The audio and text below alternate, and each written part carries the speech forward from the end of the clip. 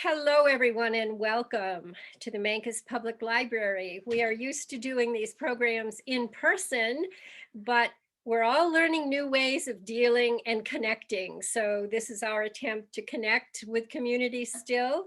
Even though things are getting a little better, we're still not doing in-person meetings at the library just yet. So this morning, we're delighted to have with us Jan Wright. Jan is a watercolorist artist specializing in Southwest landscape. Throughout her 46-year watercolor career, Jan has created over 39 one-woman shows, 5 collaborative exhibits with other artists, and numerous groups and gallery showings in Utah, Colorado, New Mexico, and Texas. Her paintings can be viewed in many permanent as well as private collections throughout the United States and in Europe, Australia, and Africa. Jan currently exhibits at the Art Cooperative Artisans of Mancos and in periodic exhibits at Durango Art Center. For 6 years, she has exhibited her watercolors at Mesa Verde National Park's Farview Lodge and continues to show her work in Cortez, Mancos, and Dolores, and Colorado. In Colorado. Jan recently printed Encounters with Natures, an artist's spiritual awakening, which relates 25 stories, each accompanied by a watercolor painting.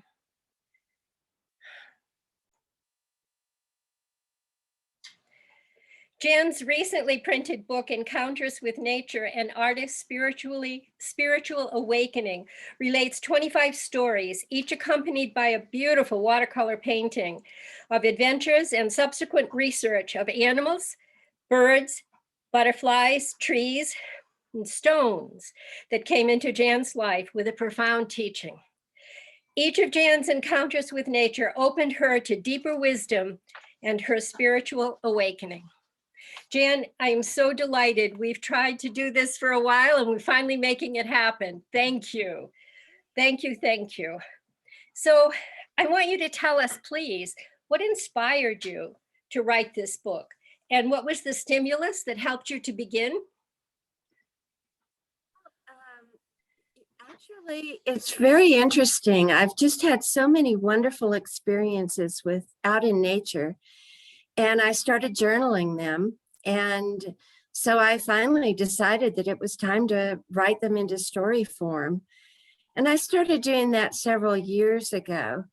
But up came the winter solstice of 2019. And I put it out there that was what I was going to do. I was going to create a book with these wonderful stories. And it was just a wonderful experience. It just made me realize how much magic I've had in my life and just, really reconnect me with nature and some of the experiences that I've had. Beautiful. And that sure does come through. Now, as you began grouping these stories together, tell me a little bit about how the book took form.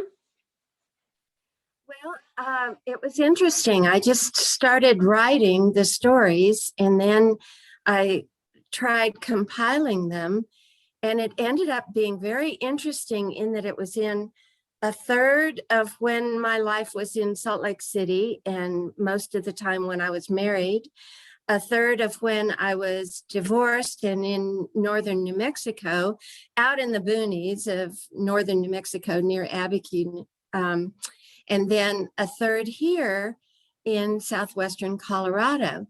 And I had no idea that I had had so many stories with nature, throughout those 3 major periods of my life. So it kind of, it kind of all came together, and and then I had to figure out a cover for the book, and this is the cover, and it's actually a painting I did several years ago that is a self-portrait. See, here my eyes and my pudgy nose and my lips, and so at the end of the book, I thought, well, how am I going to put something on the back cover? And so I created this of me much older, because this was younger and this is older, and that's the end of the book. I love the process. It was interesting. So last year was a year that none of us will ever forget. It was the year of COVID, 2020. How did this impact or influence, or what part did this play in your putting this book together? Like I said, I started the book on winter solstice of 2019, and just set the intention out there, and then just really started writing. And actually being stuck inside was the biggest blessing I could have, because I was not only inside my house, but I was inside myself, and creating these stories, rewriting them and reliving them. And so it was really quite a blessing to me. I mean, I really have to protect myself with autoimmune things going on. And so I just stayed home pretty much, like a lot of us. And so it was very interesting to find something positive about that horrible year.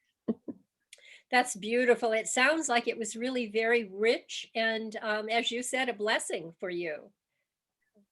And Yeah, we're to all me. glad it happened. Oh, thank you.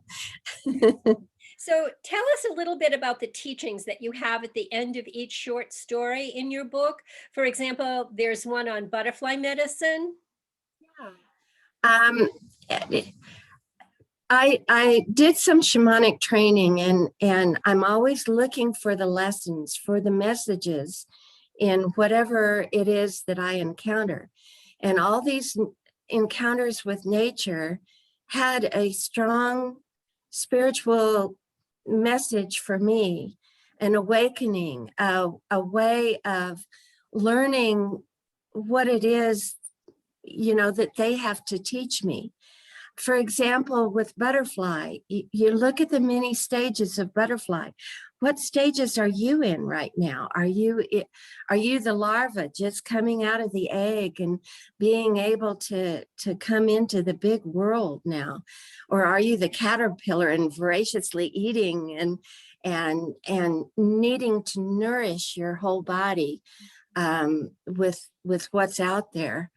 Or are you in the chrysalis, being very quiet and in the dark, but doing such great transformation within that darkness?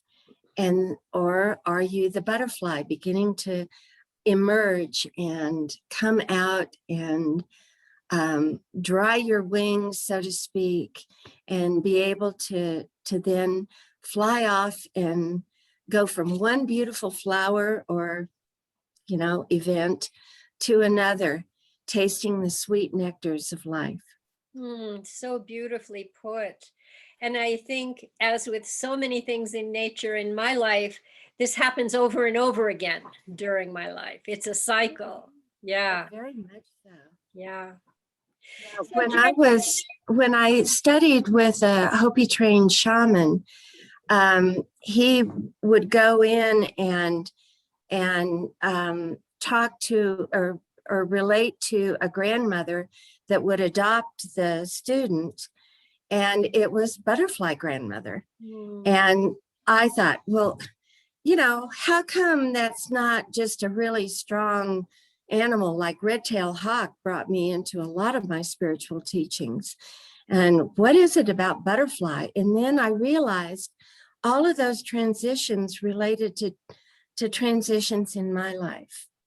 And so that's why butterfly was, in fact, for many, many years, my art business was called Butterfly Visions, because that was part of my Hopi name. When I first knew you, that was the case. Yes. Yeah. How beautiful. I've got goosebumps just listening to this. It's gorgeous. So, Jan, in many of your stories, and just now you alluded to your learning from shamanism or shamanism. What does that mean to you? What is that to you? And is it still a part of your life now that you follow? I studied on and off for 5 years with a Hopi trained shaman. He was not of Hopi blood himself, but he had learned from an old Hopi man that had come into his home, and became a pipe carrier, which was a pipe carrier is someone who my teacher made pipes for me, and I would do pipe ceremony for other people, for healing, for transformation, for whatever they were going through. Being a shaman is, to me, the opportunity to just move into that other realm, that upper realm where spirit, where God, where nature can speak with us. And if we listen hard enough, everybody can get the messages. You don't have to be a trained shaman to really be available for that kind of information. Then when I was in New Mexico, I studied with an Apache woman in a group, and was with them for a couple of years, but that really didn't work out because of the group dynamics. And then when I moved here to Southwest Colorado, I studied with a Peruvian shaman and was with her for 4 years. And things got a little strange, and I had to leave that too. So I no longer look at shamanism as a way of learning how to listen to the messages and to bring spirit into my soul, or to help heal others. It's more now going out in nature and listening, just listening. And I had a special tree that helped me through 2020 with writing this book.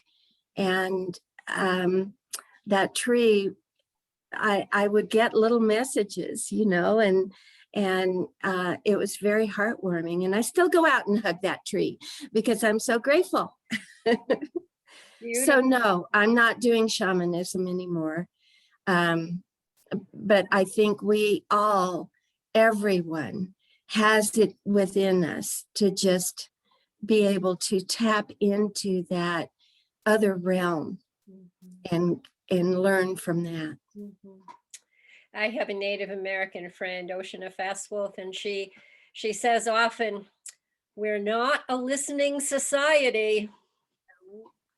And I tend to be. Yeah, but I think that you really point to something important. It's that listening, whether it's to a shaman, to our inner voice, to nature. We need to quiet and listen. I love that. Thank you. Thank you. So you just alluded to this a little bit, but right now in your life, tell us a little more about how nature is your focus. Oh, well, in writing these stories, it became very clear that nature has opened me up so much to the lessons that I needed to learn at the time. And so now every day when I walk my dog and go out in nature, I'm just being very aware. If there's an unusual bird sound, then I listen, and I try to find what the message is in that. I know a lot of people don't feel that nature has messages, but to me, it really does. It can be in a breeze. It can be in a bird song. It can be from my golden retriever. It can be, I learn a lot out there now. And it's beautiful. It is beautiful. It is. Sometimes driving home from work, coming up the hill, my breath just catches at the wonder and the beauty of this place. And there's something a little bit different every day. Yeah. Aren't we fortunate to live here? So Jan, your paintings that illustrate each of your stories, did they come as a result of your stories or after writing the story? A little bit of both. Some of the stories, I painted the paintings right then, like the story about the owl. And I went into my kiva in northern New Mexico and spent 4 days studying owl medicine. Well, I painted a 4 by 6 foot painting of this owl coming right at me, so that was done way back in 2003 or something like that. I don't know. Mhm. And other paintings, like the one behind me here, the Luminaria Night, that came, from that illustrates when I was a volunteer and doing artist in residency at Mesa Verde. And so that was done, 2012, maybe, when I was artist in residence. Um, this painting back here of the agave, I actually did for a show I did in Texas. I grew up in Austin, and after my divorce, I had a 4-year love affair with my 7th grade boyfriend in Austin, and we set up this exhibit in Austin, and it's a Return to Texas exhibit. And then afterwards, we went actually to Big Bend, and we found this agave, which was huge. I mean, it was taller than I was. It was enormous. And so that was kind of an interesting experience. And that's written about in the book. Well, I also understand that you are going to give us the gift of story this morning. You're going to read a little bit from your book. Do you want to introduce that? You're going to first read about Hummingbird, right? Right. Actually, the very first story in the book is Hummingbird Heart Blessings. And I had started thinking about reading my experience with the hummingbird, but in rereading it, I decided that the description of where we were was really nice, and then I can tell about Hummingbird. Tucked into a remote campsite on the edge of Boulder Mountain in central Utah, our little tent was wall-to-wall sleeping bags. A beautifully distinct bird call roused me from sleep, and after listening to its clear, melodious tune, I dressed and quietly unzipped and crawled out of the tent, leaving my 2 daughters to their dreams. The pre-dawn sky was crystal clear. It smelled of pine and sage and rich, moist earth from the night's dew. I pulled on my tennis shoes and fleece vest to comfort me from the morning's chill. I wandered through juniper, sage, and pinyon to a clearing and was suddenly awestruck at the view below me. I felt almost suspended above the earth, and yet my feet were surely firmly planted on the ground, as were the trees, plants, and stones all around me. I was mesmerized by the multicolored layers of desert hills, above which were the dramatic cliffs of Capitol Reef rising in the distance. Delicate pinks and mauve, deep grays, a rich sienna, golds and tans, and even an aqua blue green laid out before me, as if by a paintbrush on a fresh sheet of watercolor paper. I sighed, taking a deep breath of pine-scented air, and ever so slowly began my Tai Chi movements, first bringing up the energy of Mother Earth to my heart, then giving it from deep within my soul away to the beauty surrounding me, gathering into me, giving out from me, like a breath, a gentle dance. It became a blessing from my heart to that of Mother Earth and back again, filling me up with such love and light that I could scarcely contain it. The sun neared the horizon. The air slowly became alive with bird songs and the buzzing of insects, warmth already touching the life around me. Then, as if by magic, the brilliant sun and sudden heat burst forth, at first blinding me. The once soft, still, and muted landscape totally disappeared in the brightness. But once my eyes adjusted, it was transformed into sharp, stark contrasts of light and dark shapes. I turned from this seemingly different world from mere moments before me and slowly returned to camp. Sitting before the empty fire circle, I enjoyed the sun's warmth on my back. And then I noticed a little hummingbird buzzing around the red dots on our lantern up in the tree. And I just wondered at that beautiful bird flashing its color on its neck. And all of a sudden I felt this like this, and the little hummingbird, I looked down at the shadow in the fire pit, and this little hummingbird was right at my shoulder, fluffing my hair with its little wings. You could hardly see the wings moving at all because it was going so fast. And then, as if by magic, well, first of all, let me tell you, I was wearing a sweatshirt that I had bought in Alaska where my youngest daughter was going to school. And it was bright turquoise, and it had a beautiful, colorful design of an eagle in a Northwest Indian design. That hummingbird went from my shoulder right to my heart. And I was just looking down at it with feeling this heart blessing go into my heart with this little beak and these little wings fluttering right at my heart. It was the most amazing, exciting thing. I just started, tears started coming down my face. It was an amazing experience.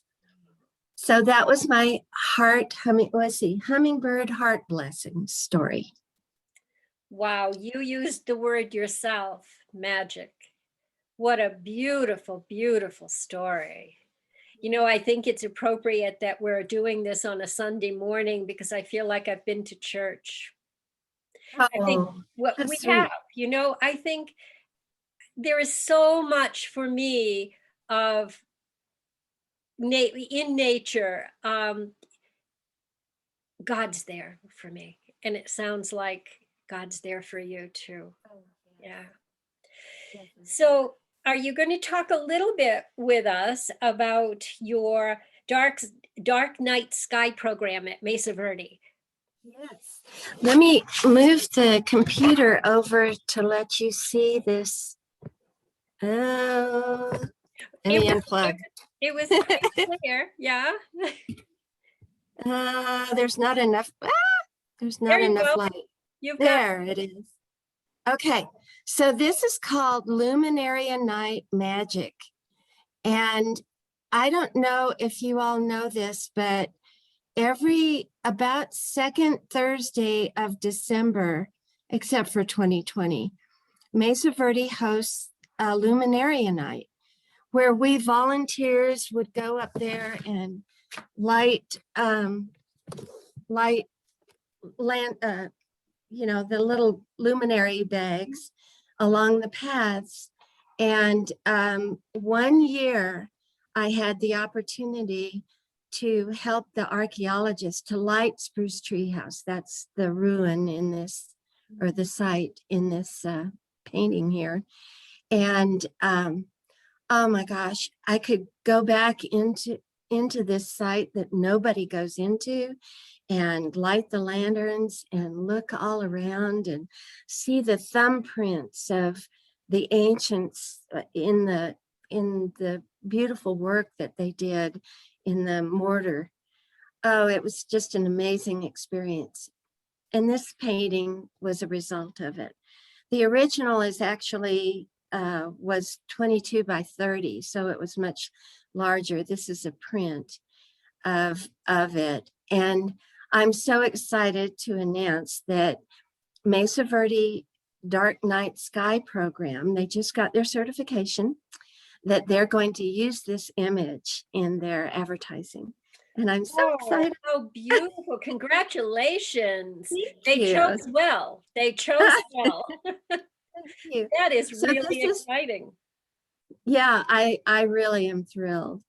So this image is a Giclée fine art print. It really looks so natural and real, done by my printmaker up in Moab, Patrick Paul Rene. And it's available at Artisans, framed and unframed and shrink wrapped. So if anybody's interested in that, I'm So really Jen, thrilled with this image. I think this would be a good time right here to just let people know, we know you're at Artisans. Would you tell us where else, what other places your book can be found? Your artwork is solely at Artisans right now? Right now, Yeah. yeah, Okay. I'm not in any other shows right now. Okay. I have exhibited all over the valley in the past. I had an exhibit up at the hospital and at the farm and different places Right. around town. But right now, I'm just in Artisans And Makers. you do cards too. Oh yeah, I have Beautiful cards. Hands of the Ancient Medicine cards, which are 28 paintings of different things like artifacts or rock art or sites around the Four Corners area. And it comes with a little booklet that kind of gives, if you spread the cards out and you draw one, you almost always get the right card, you know, for what you need.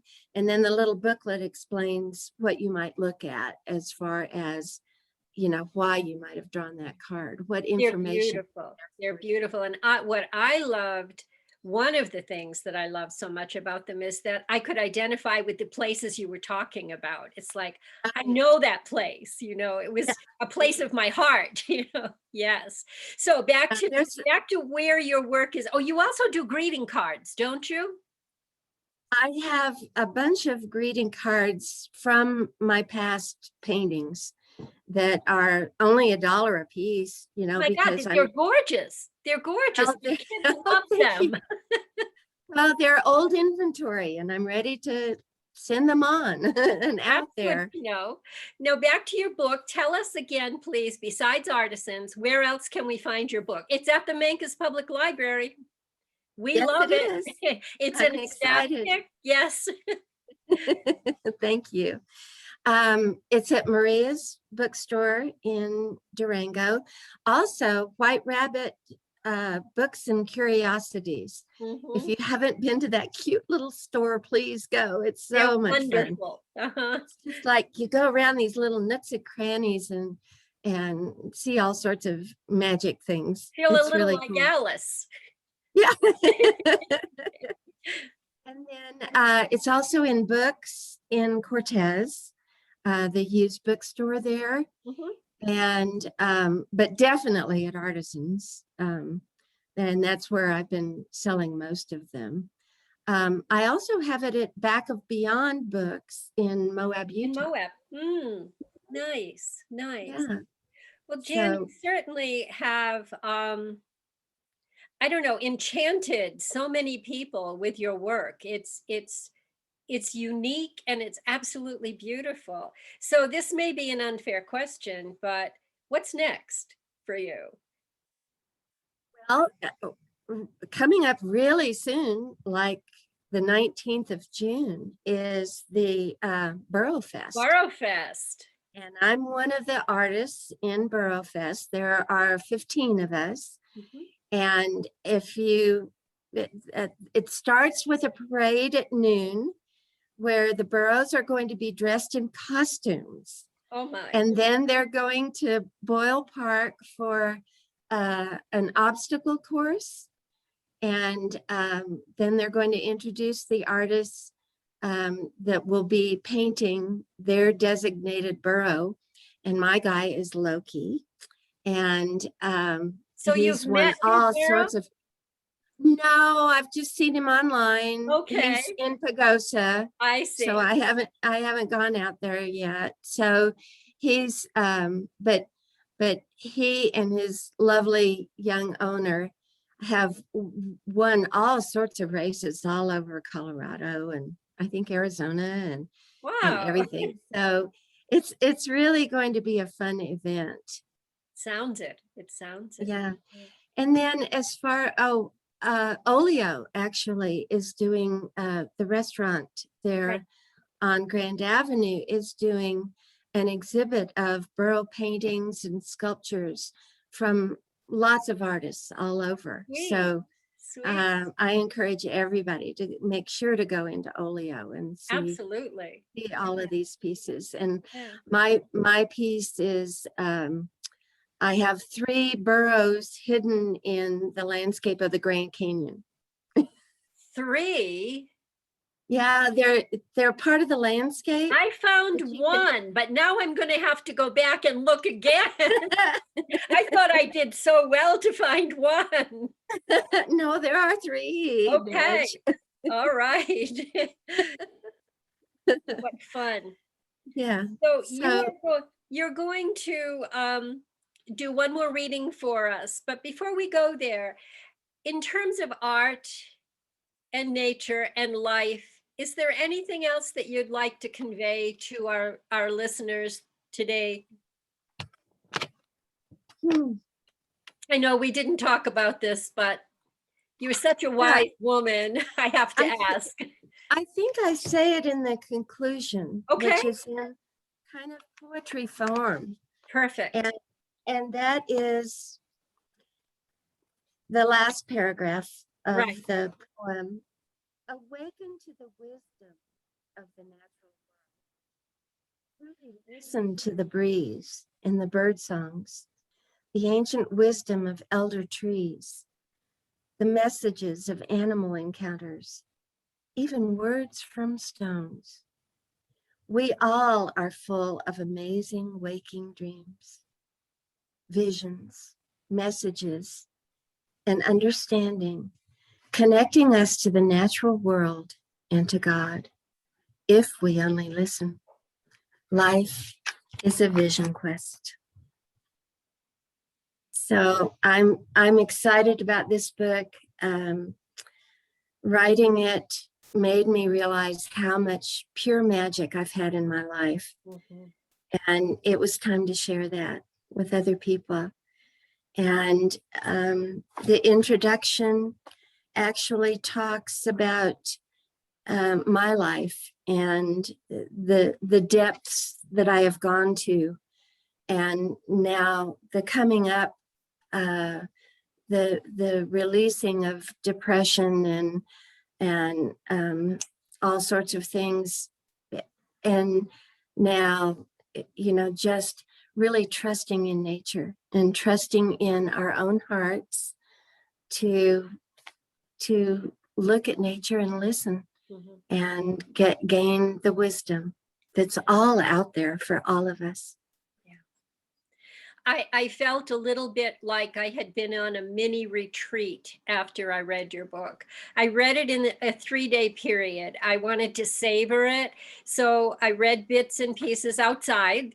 And I just would encourage anyone to grab this book and take it to heart, because it's really very beautiful. Thank you so much. Thank you. Jan, thank you so much for enriching our lives, not only with your wisdom and your writing, but with your beautiful artwork. You are truly a gem. Thank you.